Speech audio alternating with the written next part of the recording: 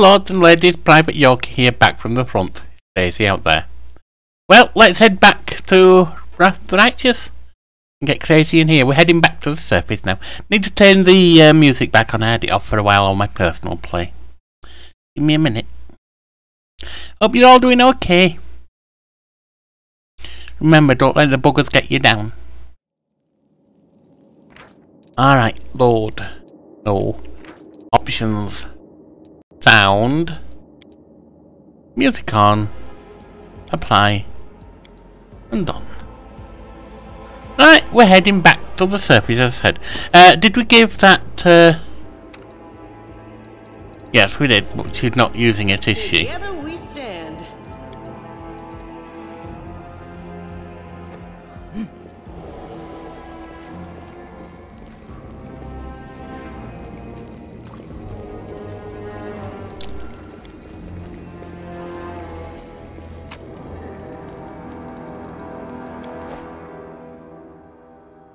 Collect all of that stuff. While the survivors wander the dungeons, the battle on the surface rages on. The warriors of Canabris are trying to defend the Wardstone, but their strength is flagging. Their resistance is valiant, yet it will all be in vain if no one rises up to turn the tide.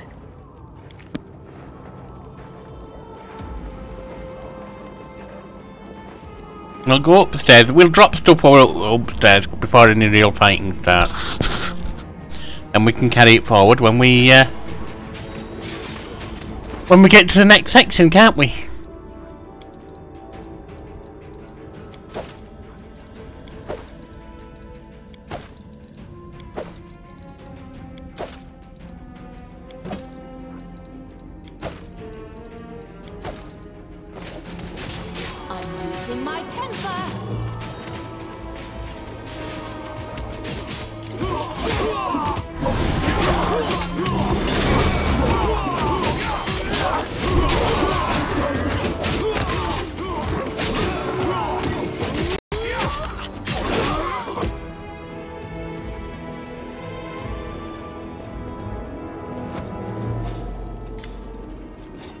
The half-orc before you, wearing armour adorned with Imer-Dade's golden swords, is clearly exhausted.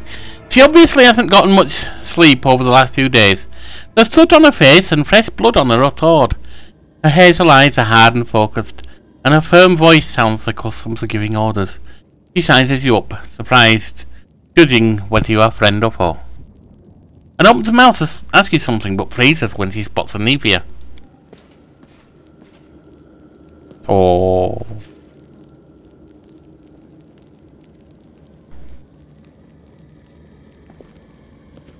By the goddess, Nevi, I'd almost lost all hope. Everything's fine, Beth. I'm here. I'm here. This here is a new friend. She rounded up those of us who survived the fall and led us up to the surface. Without her, we'd never have made it out. Anibia strokes at her best head and whispers something in her ear, then stands back and points at you. Let me introduce you to my wife, Arabeth Tirabade, head of the Eagle Watch. I don't feel I need to say it at this point, but I'm going to do anyway. I may not be LGBT myself, but if there's a group that suffers oppression, I'm against oppression, so I'm down with storylines like this. If anyone isn't, feel free to leave. That's all I'm going to say. Until the army arrives, I'm the temporary warden of Canabris. And you're just in time. As you can see, we're in the middle of a battle. And thank you for getting Anevia out of there. The half-orc nods, her stern face grows softer. Where are we? The Grey Garrison. Until recently it served as barracks for the Crusaders, but it's now been taken over by cultists. What's the target of the battle? When the demons attacked the city, their main target was the Wardstone. I trust I don't have to explain to you what the Wardstone is and how important it is to the Crusaders. We must retake it at any cost, or the fall of Canabris will be the beginning of the end of the Crusades, and with them, the rest of the world. I see that you had a difficult journey to the surface. You need to rest. But there's a lot riding on this battle. I have no right to command you, but I'm asking you to help us. I have important information about the location of a cultist den. Very good. Report to me in full when we get back to the Defender's Heart. It's our temporary headquarters. Right now, the most dangerous cultists are here. The ones occupying the Grey Garrison. We met some mongrels who live beneath Canabres. This is land. Most people in Canabres think that the children of the First Crusaders are simply a legend. Other people say that the day you emerge on the surface heralds the start of the end of the world. I'm not superstitious, but the situation is apocalyptic, all right. Having a living legend on our side can't hurt. Well, it probably can if it predicts the end of the world. Huh? The price steals the Crusader best face, but it quickly gives way to respect. Come on, living legend? A walking folktale, maybe? I just need to make sure I don't turn into a running joke.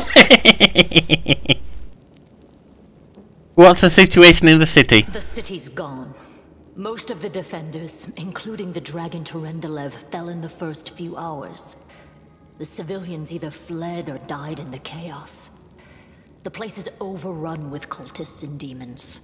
Arabeth slowly drags her hand over her face. Don't talk like that.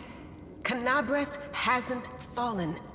Not while it still has defenders like you and me. Sweet words don't change the grim truth. No, she's right. Thank you, Knight.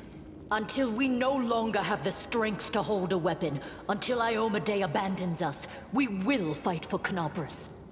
Tell me why the Wardstones are so important. The Wardstones are a gift of Iomedae. Created personally by her herald, a mighty angel, and a general of the celestial armies. The Wardstones keep the world wound from expanding. They stand along the border of the territory controlled by the demons, creating a barrier to keep them inside.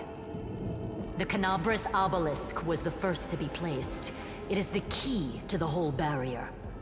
We cannot leave it in the hands of those monsters from the abyss.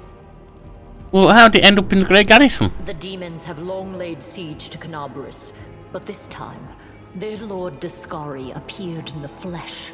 He ripped the Wardstone from the ground and hurled it halfway across the city to here. I thought the stone was destroyed, but it seems all is not lost, yet. Dascari has gone, but the Wardstone is surrounded by a horde of those creatures. What are they going to do to it? Nothing good, that's for certain. But how did he do that? He's a demon! The Wardstone should have burned his filthy hide!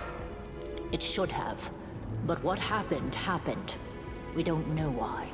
Well, let's not waste any time to battle. That's the spirit. You, take a Navia to the rear. The rest of you with me. Take a Navia to the rear? I mean, it could be fun, but shouldn't we finish the battle first? Arabeth turns to one of her fighters. You hear laboured breathing interspersed with disgruntled muttering. August is holding his rapier hilt, white-knuckled grip. A bead of sweat trickles down from his temple. Lord Horgus Worm, forgive me. I did not realize we had civilians among us. My people will escort you somewhere safe. To the extent that anywhere in Canabres can be said to be safe right now.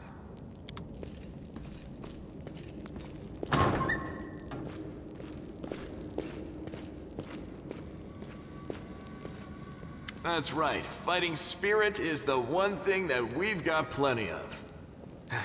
Actual fighting power, that's not so great. Fighting know-how, even worse. But fighting spirit, at least we're rich in that. With a crooked smile, Land plucks at his bowstring to test the tension in it, then lowers his voice. For Iomedae! For the Queen! Kill the beast! Arabeth raises her blade and her soldiers, inspired by her cry, rush to battle with renewed vigour.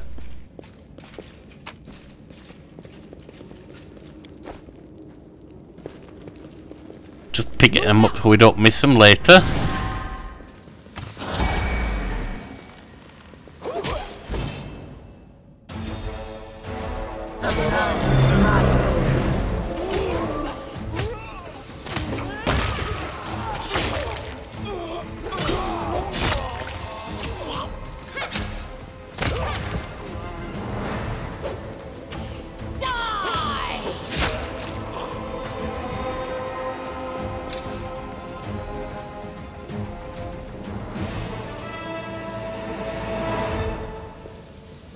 Don't think I can open that.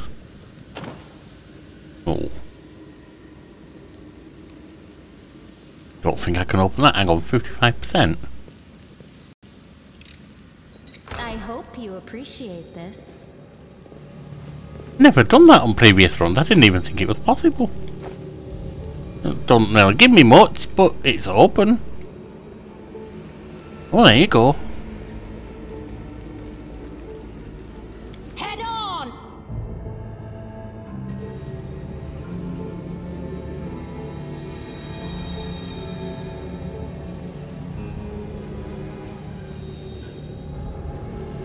Hey, I know you, so you're one of these cultists? How's it going, pal? Want to join? We'll all be dead soon, but we'll be alive. I can't. Come on, leave these losers. The Crusaders are all, over soon. The demons will rule the world.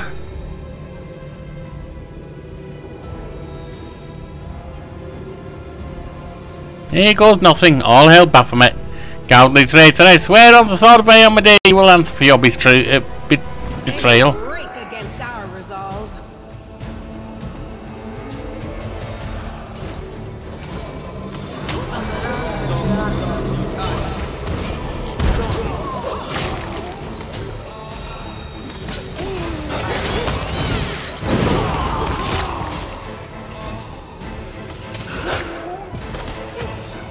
Let's get into them.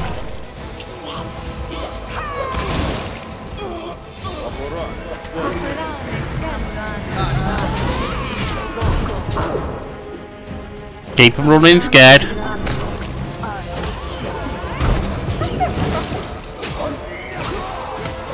Well, Wolf Boy's dead.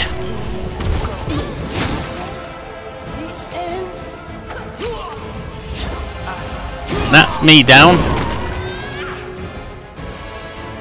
And we're up again. Oh, we would be. Didn't think we'd be down for long.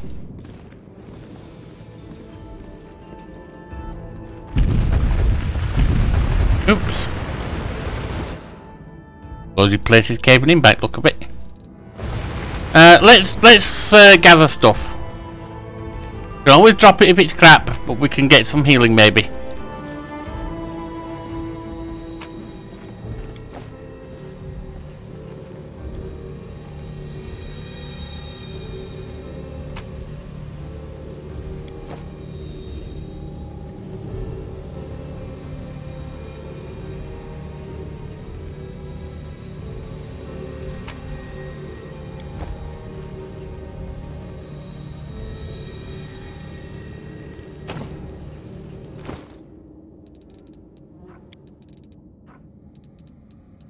I'm right, we can get some healing. 948 left.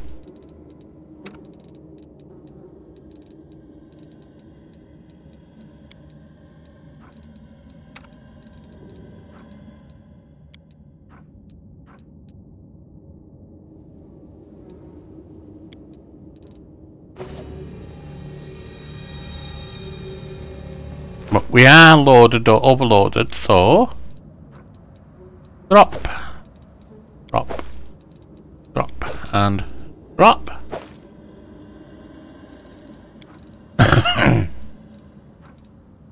Drop, drop, drop, drop. These look big. Drop, drop, drop. Drop. 14 clays, yeah, definitely drop.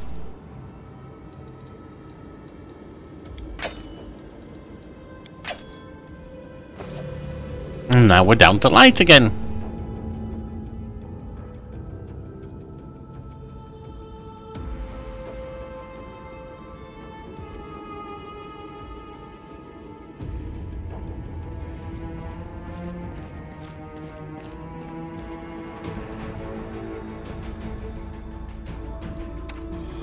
Now,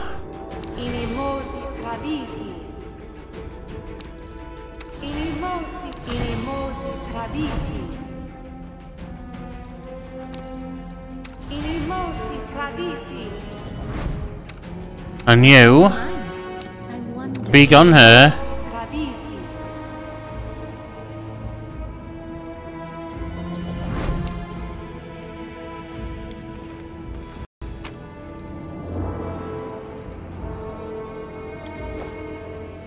We gotta pick them up now. Oh, we didn't have to pick them up now. That was silly. That was silly. What I should have done was drop them there, leave them there, and come back down once we're finished, because I know there's a fight up here.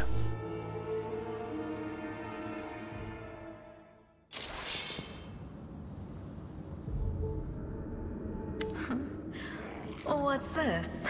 Do we have guests? Just in time.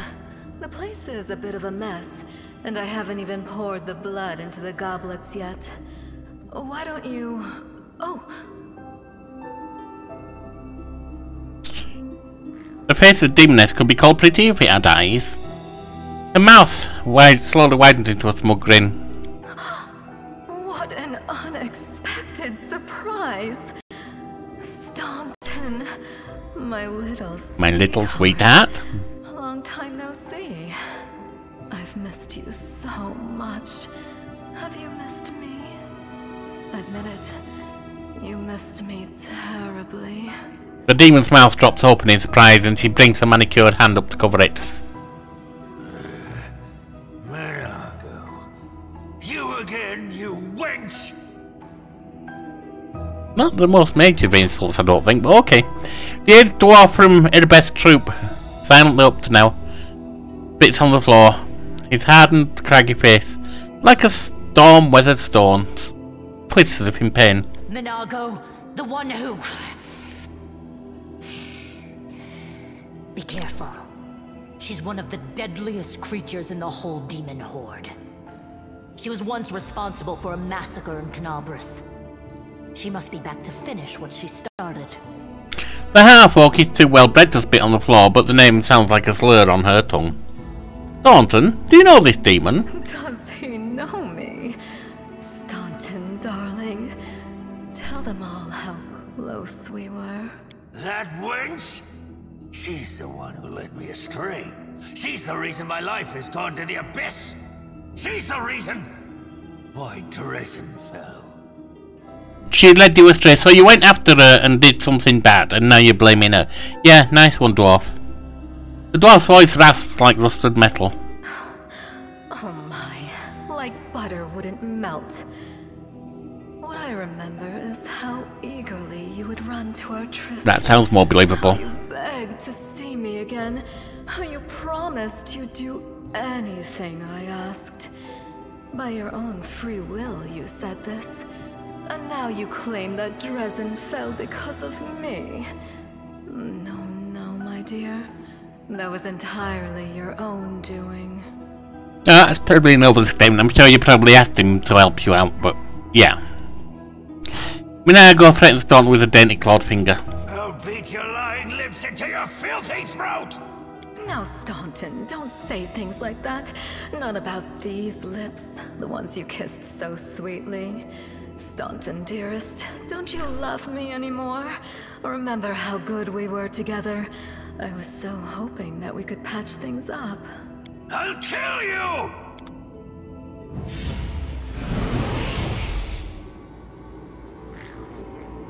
Do not fear! Do not waver! I mean, don't get me wrong, I'm pretty sure since she's a demon, she wasn't exactly innocent. But, that said, it wouldn't be him, he wouldn't be the first person who decided to do bad stuff for someone who cared about or loved, or fancied even. Yeah, stop blaming others for your own fault.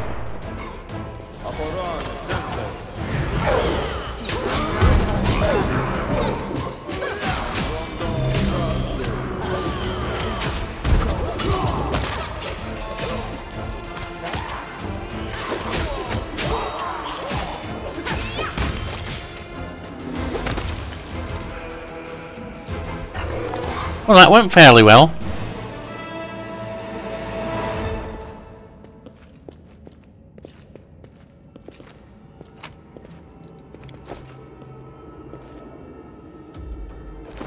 Right.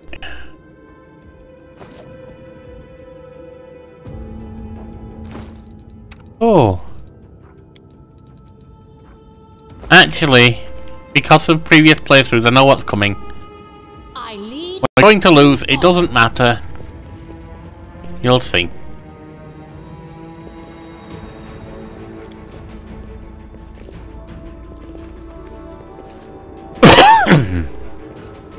Thanks, Len.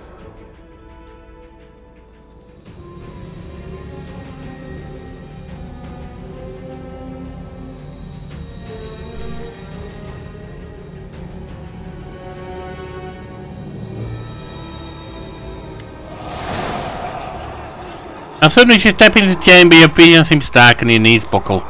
You struggle to keep your balance. The air in here is laden with power coming from the stone.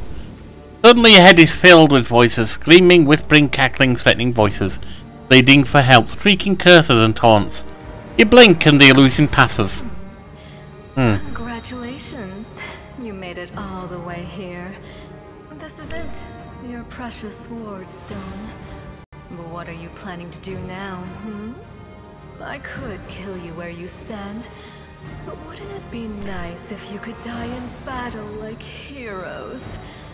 No. I want you to die in despair. See, I'm right, he's not innocent. Traveling around like rats in the blighted ruins of your city, blind and broken, your flesh scabbed and seeping, and every moment knowing precisely what was done to you. A demon with a mocking smile stands behind the Wardstone. Sounds terrifying. Except that's how we've been living for generations. There isn't a soul that can resist the temptations of the abyss. Even a stone can be turned. I'm not joking. Your precious Wardstone, weakened from the injury inflicted by Discari, has almost succumbed to my charms. Soon the whole barrier around the world wound, the gift of your useless goddess, will be a weapon of the abyss. Just a little more and boom. Every city with one of these eyesores stuck in the middle of it, from Canabras to Nerosian, will turn into smoking craters, and all the mortals into red sludge beneath our hooves. Minago's laugh rings through the chamber. So you have a choice. Especially you, my pet. Kiss me on my dainty hoof. Pledge your loyalty to Baphomet. And when the world falls, its ruins shall be yours. Bugger that, let's kill! Yet another obstacle.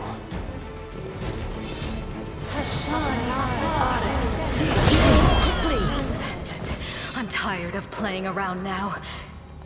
You want to know what will happen when I'm done with the Wardstone? Here's a little demonstration. Irritation seeps into Minago's voice.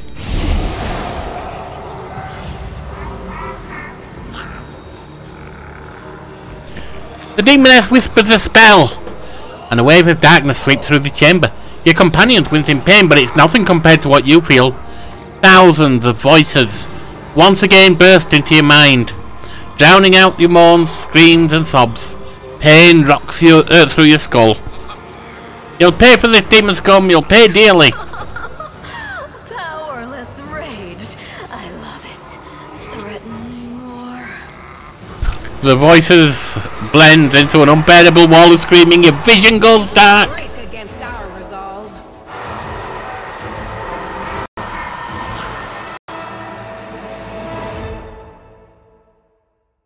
And there we are.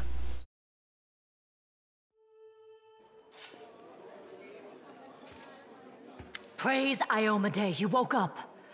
Healing your wounds was easy, but you were unconscious for so long, I was starting to worry we'd lost you. What happened? We couldn't stand up to the demoness. Her spells were too strong. It's all right. We'll handle it somehow. You blacked out, but Staunton and I managed to get you here to the Defender's Heart. It used to be a tavern, but now it's our headquarters. We're gathering our forces here, and we're preparing to strike back. I found a cultist dispatch in the dungeons. It seems they're holed up in the tower of Estrad. Demons have been filling Canabra Canabris with their spies and infiltrators for a long time. Unfortunately, I don't have enough people to attack the place right now, at least not blindly. I'd be grateful if you snuck in there and scouted out the situation. But just scouting. Don't be a hero. What's the situation in the city? But not hopeless. We're constantly getting news, and new sources of resistance keep springing up in the districts where everyone seemed to be dead. The survivors are gathering here. You should see them. Their faces, their eyes burning with determination. The city is destroyed, but our resistance is not broken. We will keep fighting. What do you plan to do next? You heard what the demon said. They're going to desecrate the Wardstone and blow up the whole barrier around the World Wound. That would be an even worse disaster than the World Wound's expansion before the Second Crusade. Not only Canabris, but every city with the Wardstone will be destroyed, including the capital. We can't allow that no matter what. We will retake it, even destroy it if we must. Iomede's gift must not become a weapon of the Abyss. Tell me about the Wardstone, why is it so important? We've had that. Wardstones are a gift of Iomede. We've asked that. Can I help in any way? First of all, we need to decide what to do with the stone once we get it.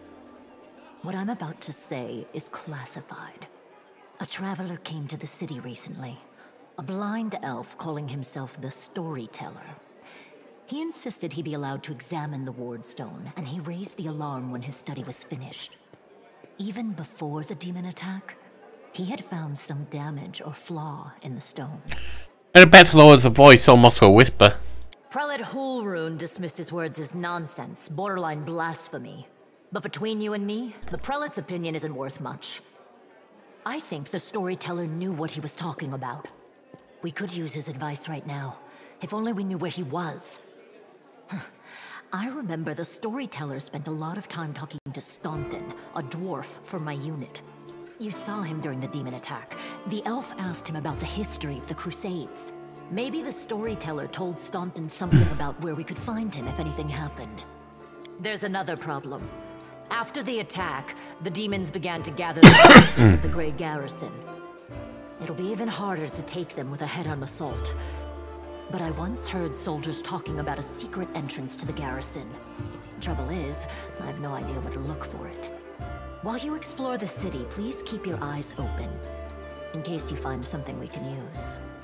The half-orc smiles at you encouragingly. And one last thing. The Eagle Watch has lost a lot of soldiers recently. Some were killed, but others simply haven't been seen since the attack.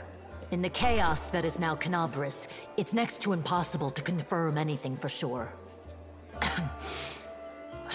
One of the missing fighters is Janna Aldori, a new recruit in the Watch.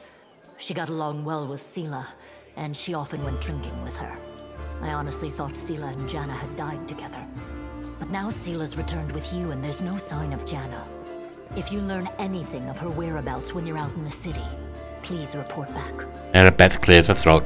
Everything is clear. May the goddess help you. We're still fighting, which means that Canabris still hasn't fallen. If you come across any groups in the city that can fight, send them here to the Defender's Heart. We'll need every fighter we can muster for the final assault. You got it. One more thing. If you're in the area, check out this address. It's our house. Mine and Anevia's. Well, it was our house. If the building is still standing, open the hidden compartment in the kitchen. It's filled with supplies for a rainy day. You can take whatever you find. You have more need of it.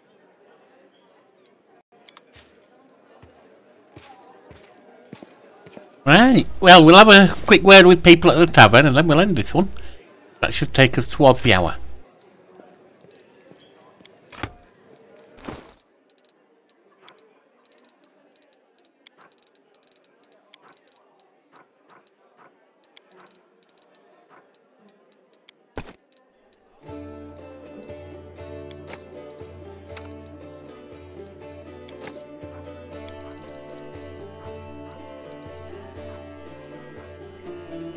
Head jumper, summons a pet owl cat. +2 morale bonus on perception and law nature checks. Not what I was after with you actually. I'll put it on me.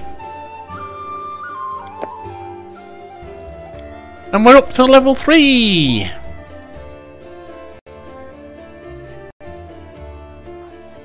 Still a colluding scoundrel.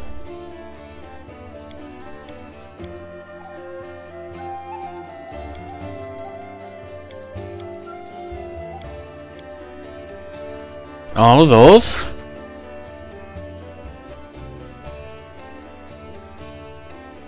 $12, $12, $9, $9, $8 and $6.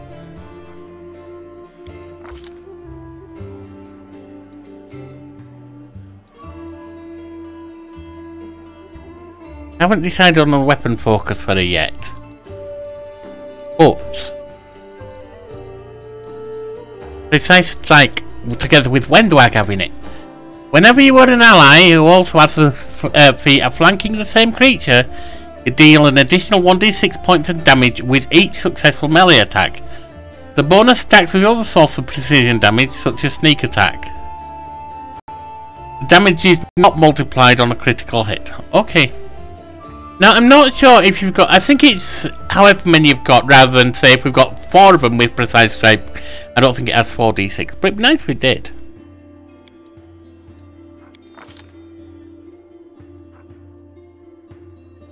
Teamwork,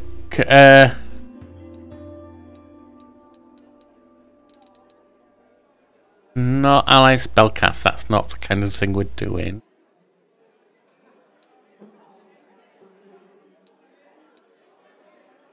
When you're adjacent to one or more allies who also have this feat, you gain +1 on saving throws per such ally. So that's good. Or shield wall. No, because she's not going to be using a shield.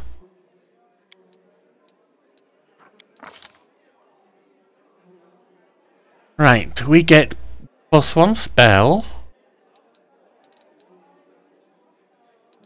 Not that.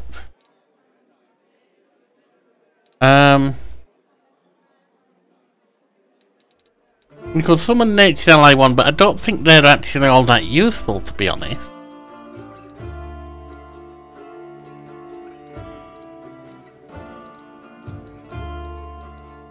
Entangle could be. For some crowd control. Oh, and you. Aggressor plus athletics plus stealth. And you get weapon focus bite.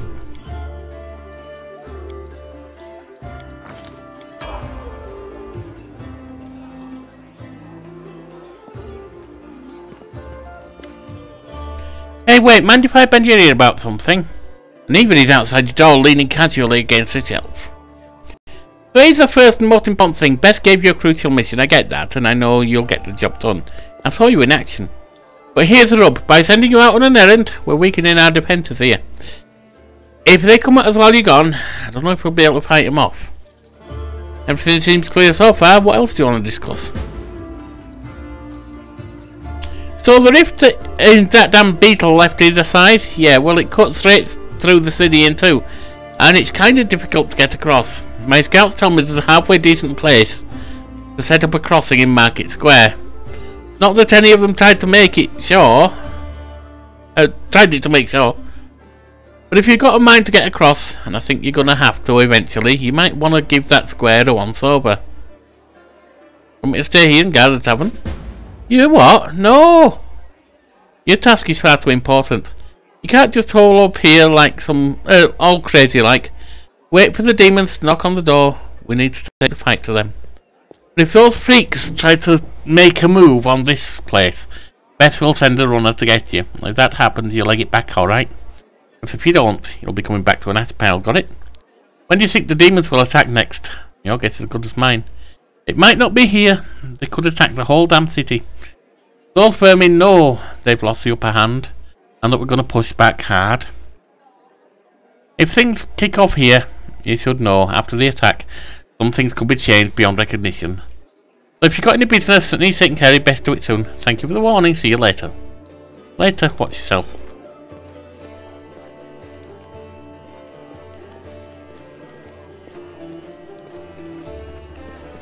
Lots of the just general people, you can't talk to them.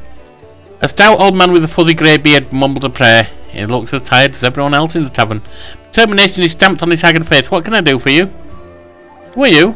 Vasily Razimos, rector of the local temple of Abadar. The temple is gone though, and if we snooze here much longer, the city will be lost as well. Who's that boy with you? This one, Kyodo the shepherd, my apprentice. He's a smart boy and his face is strong. He serves there still though.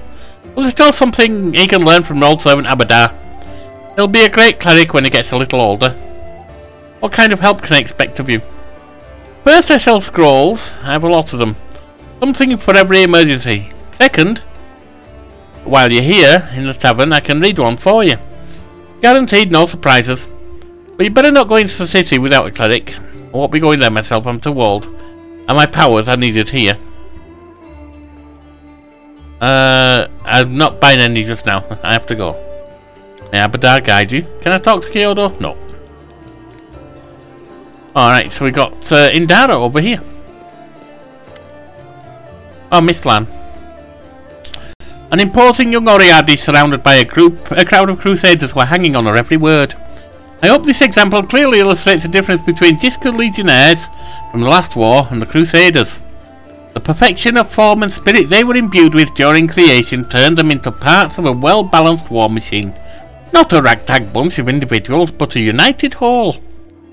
Now tell me again why I'm supposed to be impressed by your reckless assaults where everyone is fighting for their ego, and for the right to beat their peers to a swift but pointless heroic sacrifice. Some of the crusaders grumble unhappily, but it's clear that they are captivated by the woman's words. The only exception is a scraggly and dishevelled halfling monk, with puffy eyes, him away as a brawler and a troublemaker. He enthusiastically pushes forward and tries to engage, but one of his friends swiftly jabs him in the back with an elbow, making the poor fellow pause to catch his breath. It looks like we got ourselves a student of warfare. The woman gives you a suspicious look and raises an eyebrow. Were you always meant to recognise my achievements, or to start to fight the way Mendevian crusaders usually do? One of the crusaders angrily curls his fist tightly and retorts with a burst of passion.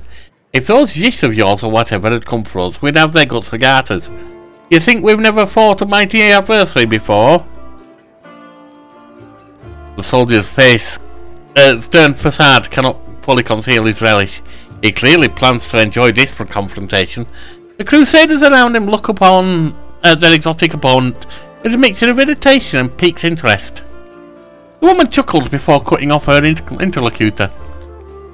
I would love to see you storm a 60-foot tall walking castle shaped like a gigantic elephant that carries siege fortifications on its back. And I'll have you know, these fortifications were defended by Discan priest craftsmen, armed with demon-bound war machines. They use the enemies you cannot defeat as mindless weapons. One gives the people around her a triumphant look, and adjusts her clothes with a pointed nonchalance. Her voice takes a lecturer's tone. You should not argue with someone who happens to be the most authoritative researcher in the history of warfare, 3,000 years before the foundation of Absalom. The woman looks at you and flashes an amused smile. The lecture is over. Do my esteemed listeners have any questions? Who the hell are you? I am Indara, a warrior magus and scholar of classical warfare from Garund. The woman peers at you apprehensively, then sighs. I admit that I am mildly offended by the fact that my name is entirely unfamiliar to you, but I am willing to accept that it is due to Avisan's isolation from the sophisticated culture of the world at large. I'm a long way to be here. I like to think of myself as an inhabitant of Golarion, and I don't narrowly define with any country in particular. Well, why'd you come here? To witness a legendary war, the confrontation between denizens of a plain famous for its love of violence, and crusaders from every continent, united by the common goal of defending their home. An epic struggle of colossal proportions that hasn't been particularly epic so far, truth be told. The monk with a black eye grins and mutters under his breath. Maybe she just can't see it from here. The view will get way more epic if she stops hiding among us and takes a walk outside. The woman smirks contemptuously. She does not deem the monk's words worthy of comment. I disagree. The Crusaders are doing a commendable job at resisting the demons. Oh yes. And the situation we have found ourselves in can attest to that. But then again, demons are no better. Their preferred strategy also involves brute strength, mindless assault, an unfounded confidence in their superiority. Well, why don't you join the Crusaders and show them how fighting should be done? No, I am a historian, analyst, and theorist. I thought you were a combat person as well. Do you know what these 3 words have in common? They describe a mortal woman who does not participate in conflict. You bloody described yourself as competent before, combat research or something like that. On which your thesis will be founded. But then again, I will hardly be able to describe this mess as anything other than a feeble likeness of the last war of Jiska. The monk with the damaged eye grins slyly and comments, "The more dangerous the upcoming scuffle is, the more motivated we are to find clear, clever and pretty words to justify not actually doing the fighting." You have the point, love. What's this last war you mentioned? The last war of Jiska, of course. A large-scale conflict that took place 3,000 years before the foundation of Absalom. It was a war of the Assyrian pharaoh of Forgotten Plagues, the war that ended the legendary Jiska Imperium. You know what happens when you compare modern wars to wars 3,000 years before the nation was founded? Those bold ones actually look impressive, but they don't stand up. They don't have them. They don't have it. They just don't. That's what's called progress in history. An epic struggle that became the most vibrant page in military history. Alas, all conflicts that followed were but a pale shadow, including the one I'm witnessing here. Why do you find the last war of Jiska so inspiring? Imagine legions of golems imbued with extraplanar spirits marching into battle. Imagine flying cities that swoop out of the clouds like terrifying monstrous birds of prey to drop forces on top of enemy castle. Picture gigantic mechanisms powered by captive and very angry demons and devils. Imagine standing in the warpath of walking citadels, or having to cover your ears to block out the sound of cannons loaded with shrieking elementals. Finally, imagine the ultimate weapon that defeated the Jiska. The deadly night plague. This affliction was an attack dog. A trained epidemic, a tamed pestilence, striking only at those whose master it wanted to kill. Imagine all these terrors and understand that no flight of fancy can even come close to the horror of the nightmares that they made real. You're wrong about the I don't care about your war. Though you're wrong about the crusade with such as saying, allow me to explain. A debate? Oh, I'll happily prove that the current conflict can't hold a candle to the last war of Jiska. Very well, the last war of Jiska was waged using significantly large number of troops. Both sides actively relied on reinforcements from allied planes, and their strategic planning was perfected through no fewer than 7 rounds of intensive design. None of the above applies to this war of yours. Compared to the Jiska, we are but stone-wielding kobolds. I would like to conclude my thesis with a few words of wise counsel from Dagon, an advisor of the Pharaoh of Forgotten Plagues. I doubt you will comprehend the true genius of his statement, but here it is nevertheless. A gadfly sees the ox. The ox pays no heed to the gadfly, but crimson fever takes them both. I'd need a 9. I'd need 6. Principles of war are always the same. Weapons, costs, and resources may change. The foundations remain immutable. Indara's eyes display frustration as she hears the audience, clearly impressed by your argument, murmuring approval. There is logic in your words, I'll give you that. Yes, the concept of war does not change, but the degree of sophistication in the methods that we use to destroy our the woman stops. Realizing words, no matter how ostentatious she makes them, no longer have the power to captivate her audience. Indara offered the pretentious dismissal. As a scholar, I cannot deny there is a certain truth beneath your sceptical statements. History is a complex discipline rooted in fact, and an evidentiary base that grows ever more meagre the further the described period is from present moment. Absolutely. Of course, if I were to argue in bad faith, the way Crusades embellish their tales of slaying a single Brimarack by adding a dozen Balors, for example, I could win this debate. But I am above such things, and therefore I am forced to admit that your scepticism is not entirely without merit. Have I changed your mind about joining the Crusaders? I don't see the point. You Crusaders happen to be confident in your skills. If nothing else, you presented your arguments to me with extreme confidence. Indara unbuckles the sword belt and hands you the weapon. This is a worthy blade. It will be of use not only for the strong, but also the wise. Claw of Jiska. And this is where I bid you farewell. Before the end of the day, I was planning to observe how winged demons use pack tactics to drive their prey like herds of livestock. It's about time I got back to my research. The hint of a smile gracing Dara's lips when she sees disappointments in the eyes of many crusaders around her. Stay safe! Well, bye-bye then. Right, what did she give me? Ah, there it is. Hang on. Not him. Me. Right now, I'm just using a cold iron short sword. This is... Flaming Enhancement +1 Finesse Wielding. Okay.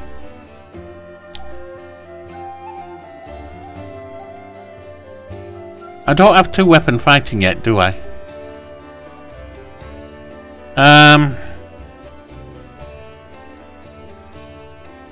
But it is finesse wielding, that's good.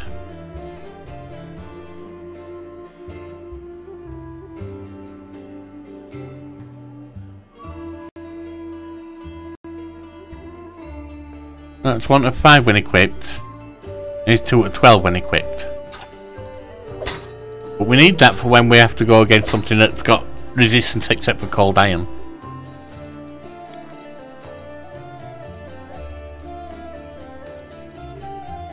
+5 and that one 3 max.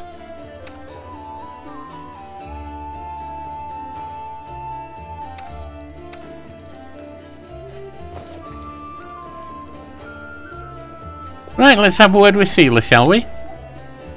Seela smiled at you warmly. Hi there, joining the march through the dungeon. We never got the chance to exchange a proper greeting. It's high time I shake your hand. I'd like to know more about you. Of course, ask anything, I'll answer honestly. Tell me about yourself, where are you from? I'm a little bit from Geb, a little bit from Katapesh, but mostly from the Knights of Iomedae. I was accepted and began my training at 14. I belonged to their ranks more than I belonged to any other place. You come to Mendeb by a long road, haven't you? Very long one. Seela looks at you cheerfully. A traveller is expected to have amusing stories. Unfortunately, I've only 3 tales of any interest, and I'd like to save them for our next feast. Otherwise, I won't have anything to show for myself when it's time to start bragging. And that just won't do.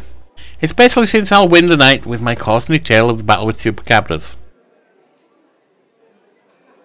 What a feast it will be. I'll leave that for you then. Okay, since you want to hold it. We'll talk when we celebrate our next victory. I like your attitude.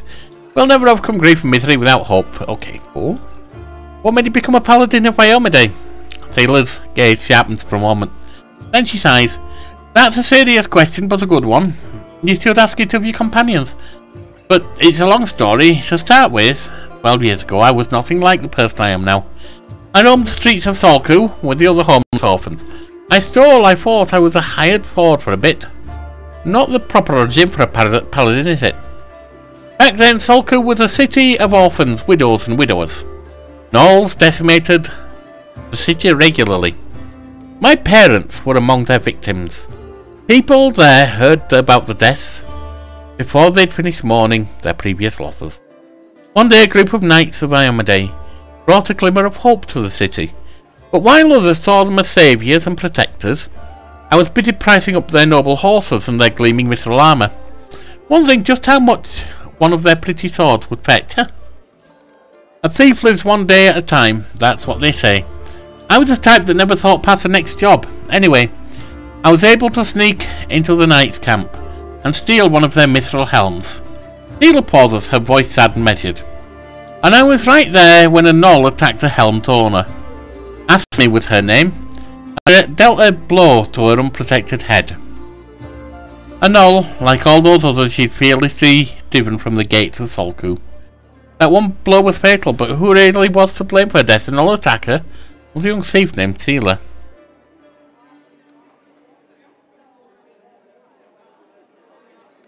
Even a seemingly small misdeed could have terrible... No. I'm playing evil, I'm not going to talk about misdeeds, am I? Life is full of cruelty and chaos. Sometimes survival just comes down to luck. So that's how you see it. Seela looks at it with curiosity but no hostility. I can't accept that point of view. If the story of my youth taught me anything, it's that we're all accountable for our actions. It's too easy to wave off responsibility if you use the cruelty of life as just an excuse. But you were asking what brought me into the ranks of Amadeus warriors. We all choose the Paladin's path for our own reasons. Some are guided by nobility of spirit, some by a desire to fight injustice. I became who I am through penance and a debt unpaid. The day Asme died protecting the city, I wanted to kill myself for the terrible guilt I felt, but then I realised it wouldn't make the world any better. And I decided that instead I'd try to take her place. I'd become who she'd been and protect the innocents that she would no longer be able to protect. What are the principles that Paladins of Amadeus follow? Taylor smiles. I'll tell you, I like to recite our code. It feels like I've said it 1,000 times, but it never gets old. There's a strength in the words. After a pause she begins, her voice slow and meditative. I will learn the weight of my sword. Without my heart to guide it, it is worthless. My strength is not in my sword, but in my heart. If I lose my sword, I lose a tool. But if I betray my heart, I have died. I will have faith in the inheritor. I will channel her strength through my body. I will shine in her legion, and I will not tarnish her glory through base actions. I am the first into battle and the last to leave it. I will not be taken prisoner by my free will. I will not surrender those under my command. I will never abandon a companion, though I will honour sacrifice freely given. I will guard the honour of my fellows, both thought and deed, and I will have faith in them. When in doubt, I will force my enemies to surrender. But I am responsible for their lives. I will never refuse a challenge from an equal. I will give honour to worthy enemies, and contempt to the rest. I will suffer death before dishonour. I will be temperate in my actions and moderate in my behaviour. I will strive to emulate Amadeus' perfection. Thanks, I've learned everything I needed to know. Erebus said that your friend Jan Aldori is missing. Do you know where we could look for her? Erebus is worried about her fighters. I understand that. I want to look for Jana myself, so I didn't distract you. But since you're in this too, I could use some help. Jana and I met in Canabris a few days ago and just hit it off. We went drinking together. Ah, that must be the temperate actions. We went to that unforgettable celebration together too, but we got separated in the crowd. So we should start looking from the main square. That's when I last saw her. Dealer frowns. Jana's a good fighter, even if she is green. She could have become an Aldori otherwise. I hope that means she's alright. What do you think of what's going on in Canabris? It's complete chaos. It's lucky we were here to handle it, right? Dealer smiles brightly. Then she gives you a worried look. Does the way I talk bother you? I know I can seem blasé. Many good people and our protector Terendlev died here in Canabris. A Paladin of Amadeus is expected to be properly respectful and solemn. But I prefer to face my troubles with a smile and a bit of common sense. Grief is a weapon they'll use against you. It can undermine a warrior's spirit. It's better we hold off on grief until we've driven the last demon from the city.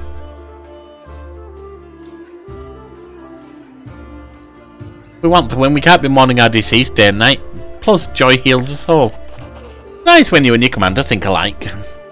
Is fighting demons all you want, or are you looking for something more? How about covering myself in glory and becoming a hero of 100 ballads? Or at least a dozen if they're lively ones. Steela's eyes shine cheerfully. Anyway, to be more serious, the area around the World Wound is the best place for a paladin who wishes to defend the weak and serve good. Being part of the crusade is reward enough for me, but there's something that worries me. I don't want to sound like I'm criticising my brothers in arms, but the Eagle Watch and other orders are focused on just one aim, the war against the World Wound. That's why they can sometimes overlook the smaller things, ordinary misfortunes, you know. I always liked being a wandering knight, because at any moment I could get up and go to help a poor rat folk whose family had been kidnapped, or an old woman whose favourite dog had gone missing. So here's my answer. I don't have some big important goal, but I'll be happy to help those who need it, a little bit here, a little bit there. Thank you. Bye.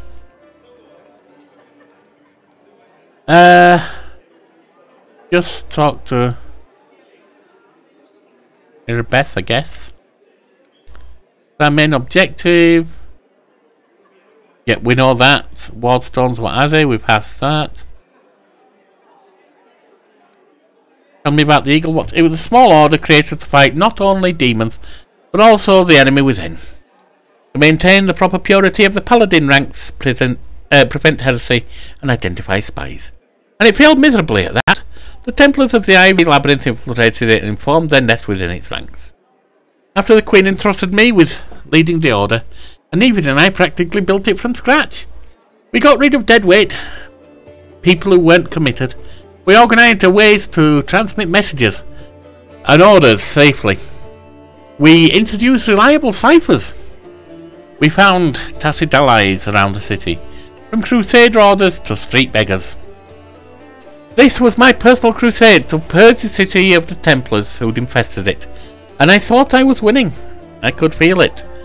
We were so close to driving the cultists out of Canabris, but at the best grounds. It's hard to admit, but all those successes didn't count for much once the demons entered the city.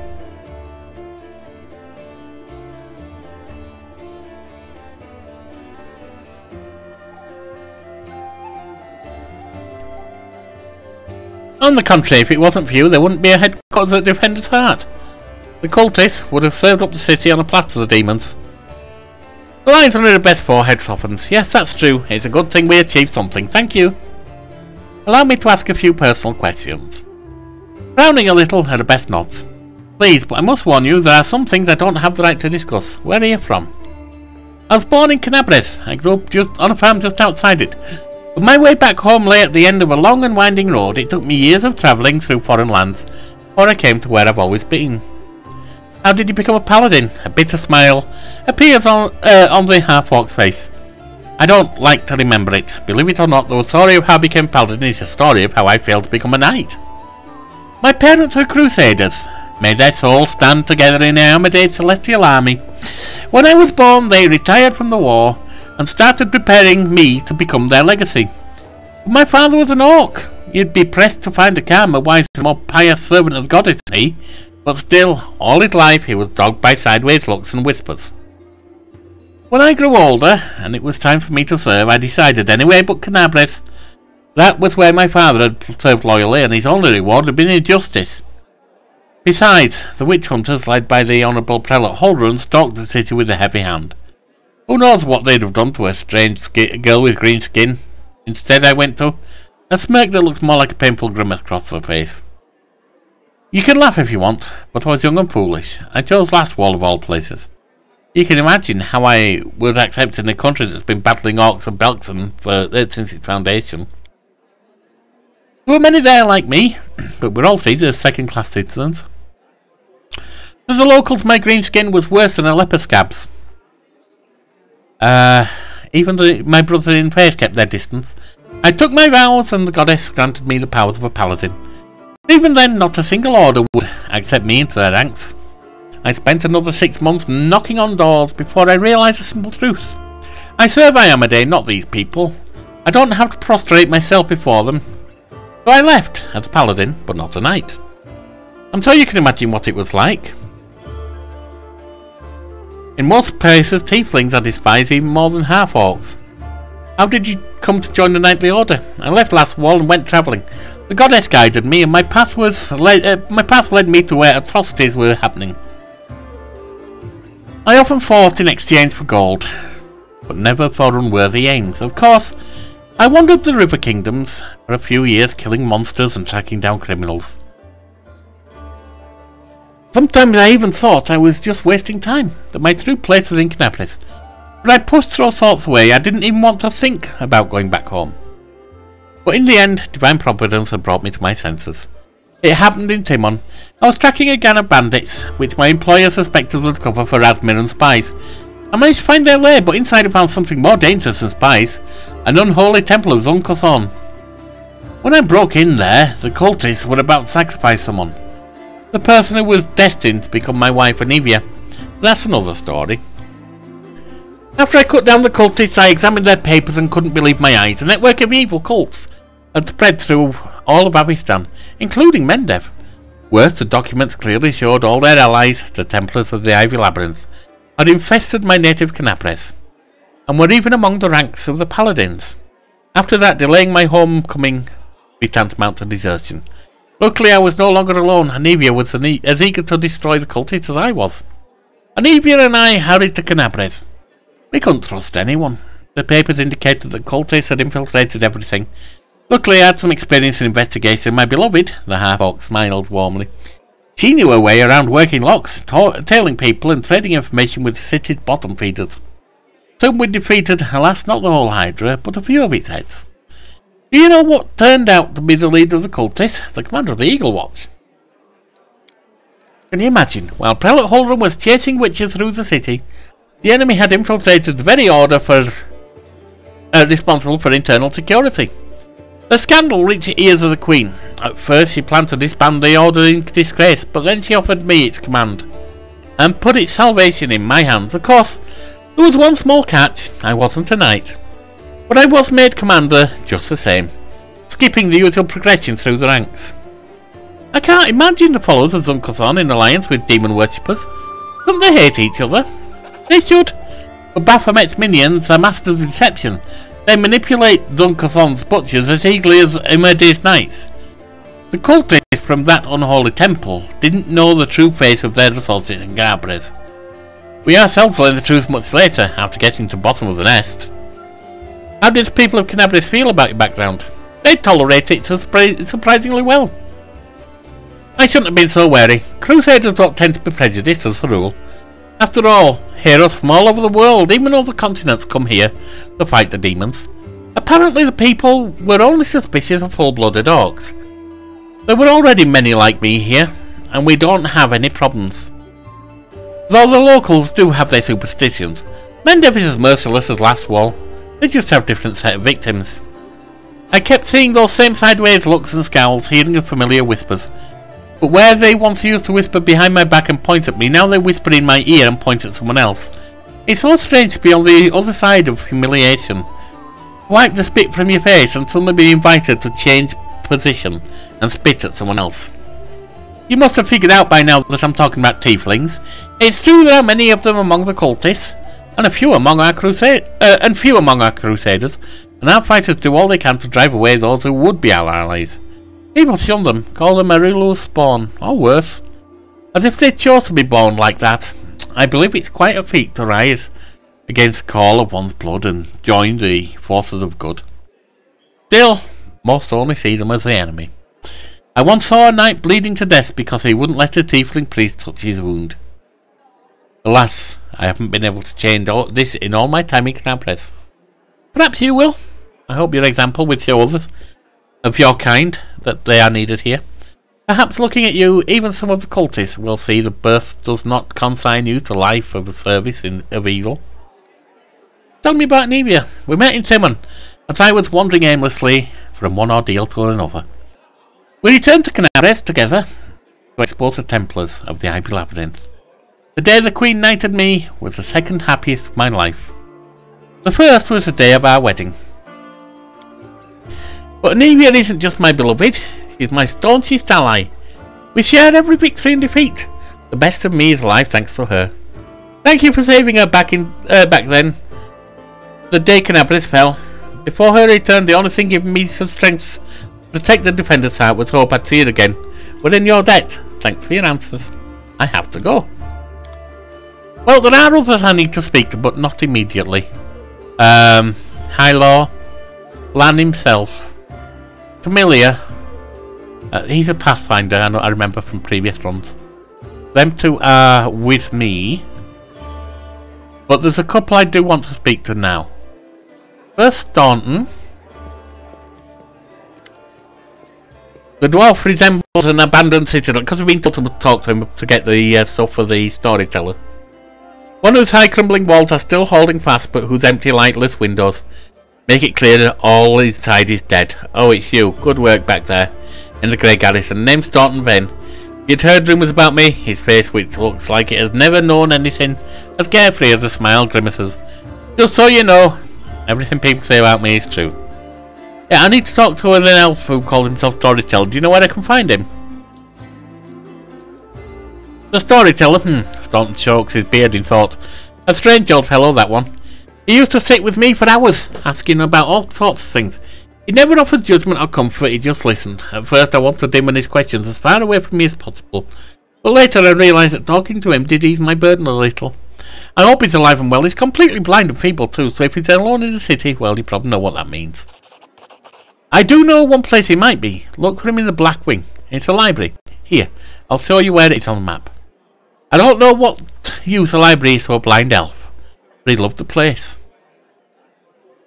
He would sit there day and night. What do people say about you?